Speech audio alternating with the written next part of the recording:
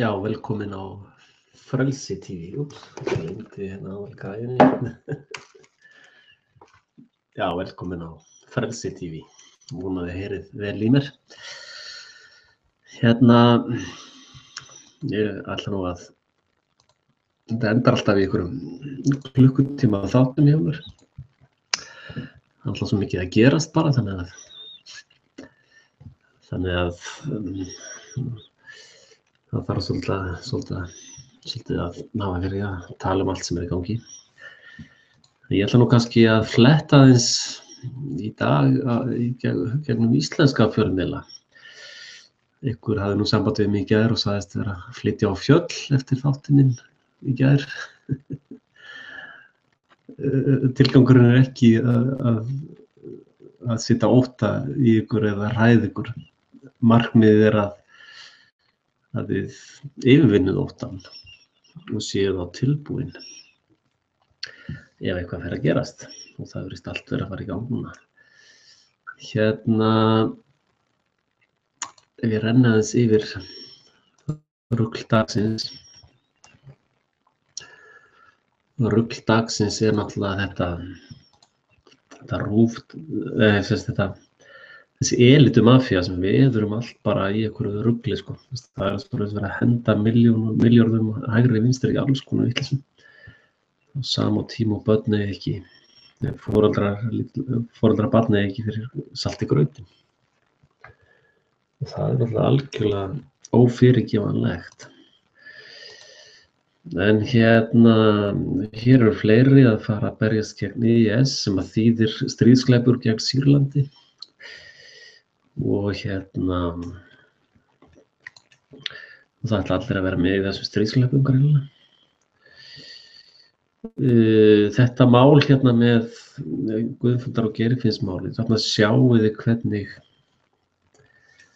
þessi elitumafía sem ég hef kallað, að hérna, hún er alveg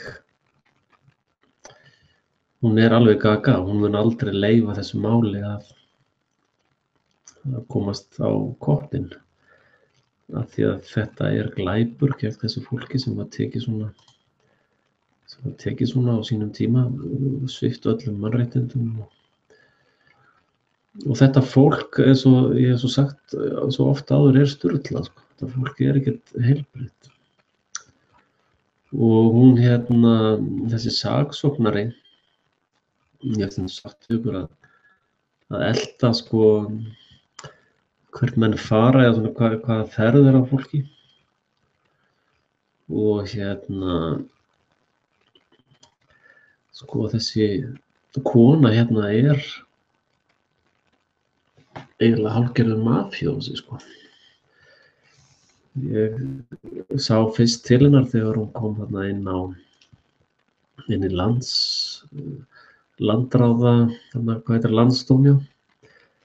Frammistaðan að það er náttúrulega bara brandari og fáránleg. Og hún er náttúrulega, háskólasamfélagið er náttúrulega að hérna kóa, þeir eru að fela glæpina. Þeir eru ekki að hjálpa neinum með eitt eða neitt. Þetta fólk er ekkert að vinna fyrir Ísland.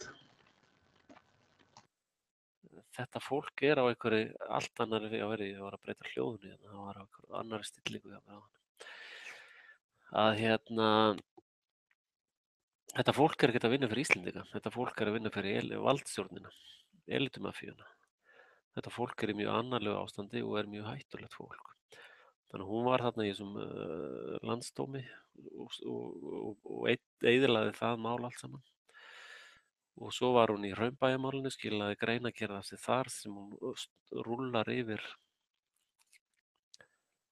mannslífið sem tapaðist þar og yfir nánast öll borgaraleg réttindi sem Íslendingar hafa haldið í heiðri til þessa. Þessi kona er að vinna í því að rústa Íslandi. Og hérna, þegar Íslendingar halda sín Nürnberg réttarhöld, þá þarf þessi kona að fara þar fyrir. Þannig að þetta er glæpsamlegt framferði. Og svo muni náttúrulega það er allir að tala um þessi verðtryggðu lánin eru orðin einhvern bara svona sko, það er endalaust verið að tefja mál og fella niður eða sem sagt verið að menn vísa sig vanhæfa og svo sjáum við að hann Páll sem að var í rannsóknarnefndinni hann sko það er svo hættulegt að byrja allt í einu að treysta einhverjum erlendum stofnunum. Mér finnst svolítið mikill kjánaskapur í fólki. Það sem er kannski ekki kjánaskapur, fólk bara skilur ekkert hvað er í gangi. Það bara skilur ekki mannganginn eða það skilur bara ekki neitt. Og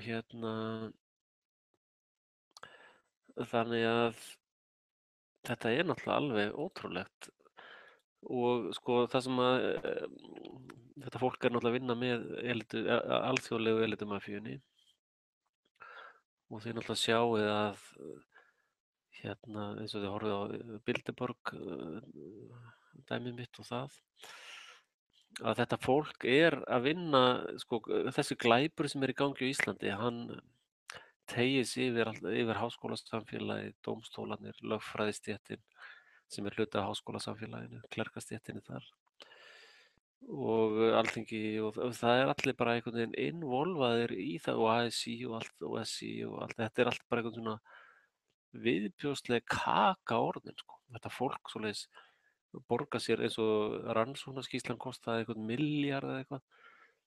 Veist, þetta er orðið svo mikið rugl sko. Þetta fólk er bara ekki í neinum tengsli við raunveruleikann. Þetta er gjörsamlega sturlað eins og ég hef oft sagt áður. Og þetta fólk mun frekar sko, drepa þjóðuna heldur en að viðurkenna sekt sína. En það er þessi Páll Hreinsson sko ef við skoðum hvernig hann flýtur á milli í þjóðfélaginu, hann var í þessari rannsóknarnefnd og þessi rannsóknarskýrsla var náttúrulega bara brandari sko. Hún komst að því að það var ekkert, það var bara einhvern svona formsatriði og hún í raun tók ekkert á því að skoða er þetta bara skipuleg glæpastarfsemi. En það getur ekki búist við því að mafían skila einhverju skýrslu frá sér sem að eitthvað vit er í. Það mun aldrei gerast sko. Og í sambandi við verðtrygginguna þá fórum við erum bara að fá erlent álit, dómstólarnir íslensku eru svo ónýtir. Þá situr þessi kall hinum megin. Hann þegar var búinn að gera þetta cover upp með rannsóknarnefndinni og rannsóknarskýrslunni og taka milljarð fyrir það eða 2 eða 3 eða hvað þetta kostaði. Þá flýgur hann bara beint til Brussel og þar situr hann, já, verðtryggingin er nú eiginlega ekkert ólögleg sko. Veist, þetta er bara og fólk einhvern veginn fellur alltaf í þess að gryfja aftur og aftur og aftur. Ég bara skil það ekki. Ég bara skil það ekki. Fólk er náttúrulega sko ég skil það eins og kannski þegar fólk er í svona aðstöðu þar sem það bara finnur fullkominn vanmátt sinn gegn þessum viðbjóðs. Það er bara þú veist, hugsaðu ykkur fátækt fólk bara á ekki efni á að kaupa fisk á Íslandi og getur ekki keypt lambakjöt af því að það er svo dýrt, kostar einhvern 3.000 skall kíló eða hvað það er, 2.000 skall eða 5.000 skall eða eitthvað. Svo bara, já, herðu, var verið að borga milljarð fyrir rannsóknarskýrslu, já. Já, var bara sendar 50 milljónir í eitthvað bara byggja NATO-hús eitthvað og 100 milljónir bara sendar þangað og þú veist og svo er alltaf verið að borga undir raskata og öllu þessu fólki að fljúga út allan heim og eitthvað ráðstefnur og bara fyllir í og alltaf borga brennivínið. Þú veist, íslenska fólki bara hefur, íslenskur almenningur hefur bara ekkert efni á þessu liði, sko. Það bara, þú veist, og nú er verið að byrja að tala um launahækkanir aftur. Að fólk er einhvern veginn hugsa um einhver 2-3%, það er bara wow, en ekki 2%, heldur 3%, sko. En þið áttuð ykkur ekki á því að gjaldmiðill er búinn að falla náttúrulega frá því fyrir hrun er búinn að falla 100% og annars ekki búinn að nálgast annað 100% síðan þá. Að þessi pappir sem þið haldið á höndunum og honum er stýrt neðan á Seðlabankann sem er hluti af erlendri mafíu. Og ég hef nefnilega talað um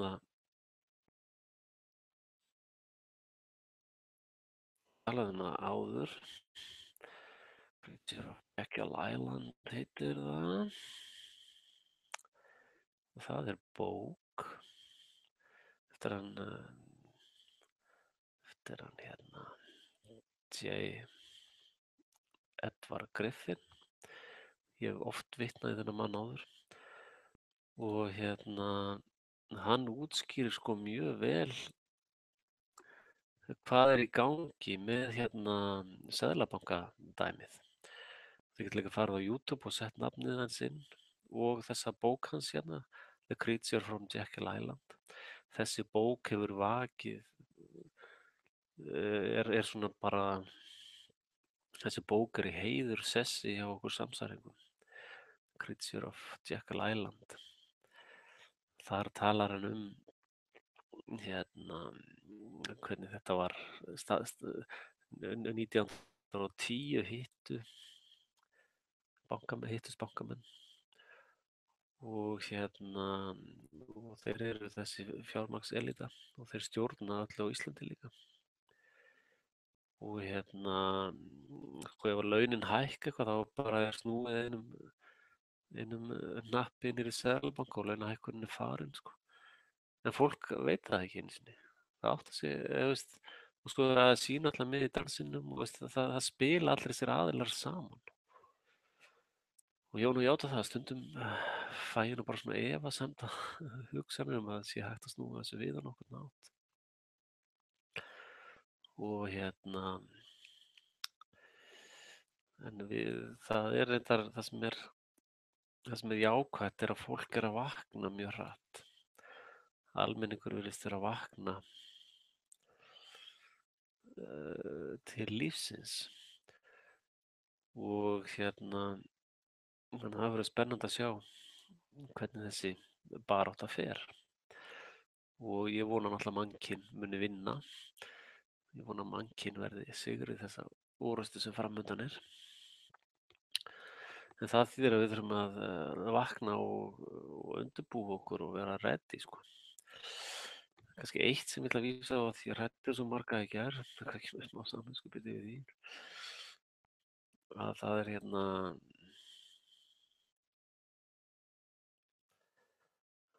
Skólsson.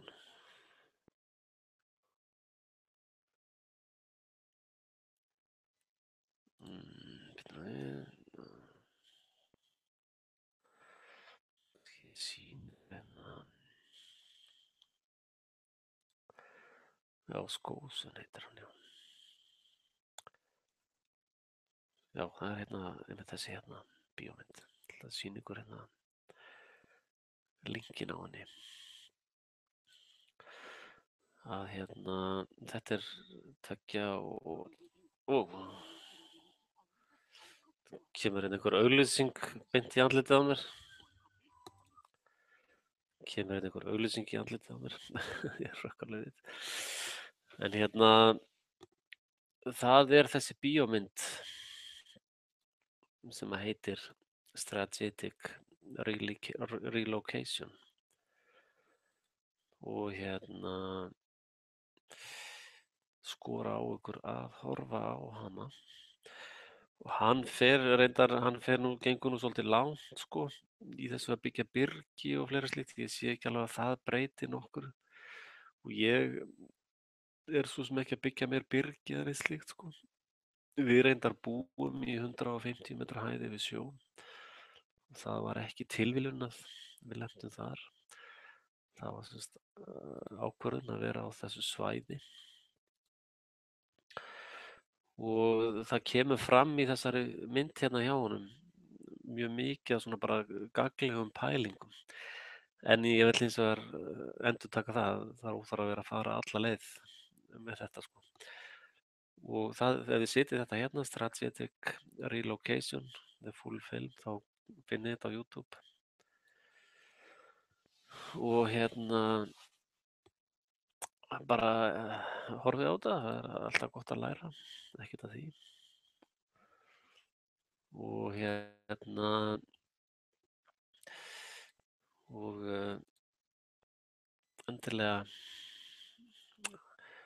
endilega vera ready ef eitthvað gerist. En vonandi gerist ekki neitt, þá er það bara menntun sem situr eftir. En ég ætla að hafa þetta með styttra lagin í kvöld. Ég var svolítið seinni inn, þannig að ég er ekki einu sinni búinn að borða snakkið mitt, kvöldsnakkið.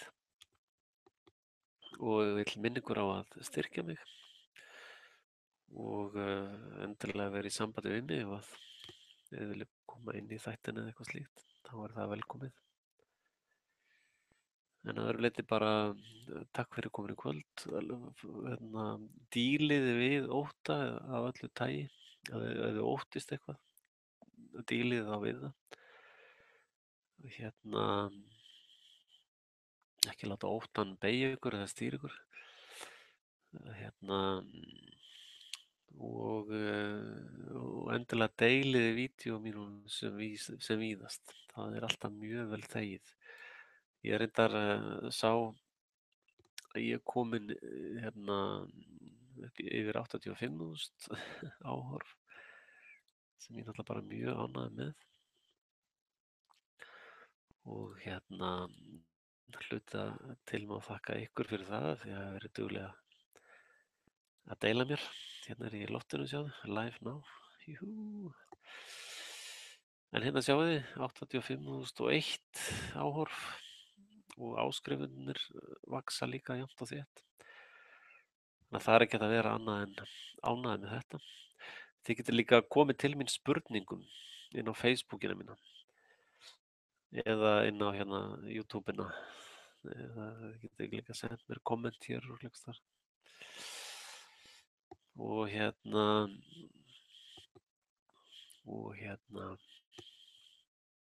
get að reynda að fjalla það í næsta þætti eða hvernig það er. Ég get líka sendt mér live á YouTubeina. Og þannig ég mjög ánægður með þetta að vera að koma með 85.000. Ég stefni óðfluga í 100.000 áhorf. Og ég er náttúrulega langstæðsta með Frelsi TV. Ég er stæðsta svona samsæringa eða alternative media raunmiðill eða hvað ég að kalla það. Þannig að ég er mjög ánægður með það að vera alltaf ánægður að vera stærstur eða mestur eða bestur eða eitthvað fremstur eða það er svolítið í mannlega eðli að gera það. Já, kannski ég pluggi eitt enn fyrst að ég er með ykkur hjá mér. Það er á forsíðunni á mig. Ég var alltaf búinn að benda ykkur á að styrkja mig hér. Það hentar mér best að fá styrkina hér í gegn núna. Þið bara ýtið hér og þá er þið komin inn. Síðan Facebooki mín og allir velkomnir að vera vinir mínir þar. Og hér er bólir og fleira flott. Hérna er ég búinn að hanna svolítið af bólum. Og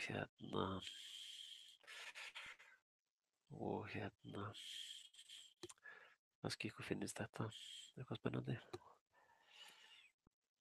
Og þeir eru til í alls konar, þetta er mjög flott vefverslun sko. Til í alls konar gerðir af bólum og alls konar litum og svo er náttúrulega megið kaupa marga og selja ef þið viljið. Þetta er logo sem ég gerði 1984 held ég að hafi gert þetta logo Alltaf þótt svolítið vænt þetta logo. Og ég gerði líka rás sem heitir Súbit Jesus eins og þið hafið kannski séð. Ekki náðu sinnin alveg nógu mikið að undanförnu. En nú fer hann að koma veturinn, þá hef ég kannski meiri tíma eftir desember. og núna er sumarið búið þannig ég er hættur að vinna frívikurnar. Ég vann eiginlega allar vikur í sumar en í framtíðinni, eða sem sagt til desember vinn ég 2 vikur og tek 1 viku í frí. Þannig að þá hef ég þarna reynda fer rosa mikill tími í bara að vera með blessuðum börnunum. Ég vil ekki missa af tíma með þeim.